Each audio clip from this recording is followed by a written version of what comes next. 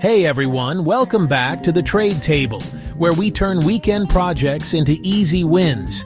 If this is your first time here, you just found your go-to spot for practical DIY tips and home improvement guides. And if you've been here before, it's great to have you back.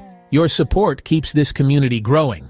Today, we're showing you how to replace string trimmer line on both bump feed and auto feed trimmers. Whether you're keeping your lawn sharp or tackling overgrown weeds, a fresh trimmer line makes all the difference. Trimmer line is made of nylon and designed to cut cleanly through grass and weeds, but it wears down over time. Don't worry, replacing it is simple once you know the right steps. Before getting started, make sure your trimmer is powered off, and take a quick look at your manufacturer's manual for any model-specific details. Part 1. Replacing bump feed. Trimmer line. Set your trimmer on a flat surface and make sure it's clean and turned off. Press the tabs on the trimmer head to remove the bump knob and spool. Cut about 10 to 20 feet of trimmer line and thread it through the holes in the spool, pulling evenly so both sides are the same length. Feed both ends of the line through the eyelets on the trimmer head, then reinstall the spool and bump knob. Wind the bump knob in the direction of the arrows on the reel, keeping steady pressure so the line wraps evenly.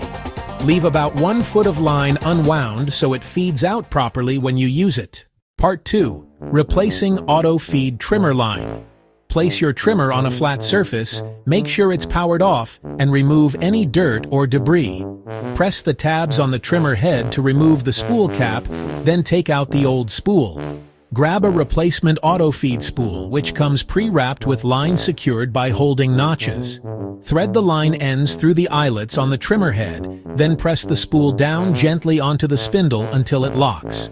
Release the line from the notches and snap the spool cap back into place. Final tip: always use the correct trimmer line size for your model. Trimmer lines come in different diameters, and using the wrong one can cause feeding issues or damage the trimmer. Check your owner's manual to confirm the right size before installing new line. And that's it. You've just replaced your string trimmer line and you're ready to get back to trimming with a clean, even cut.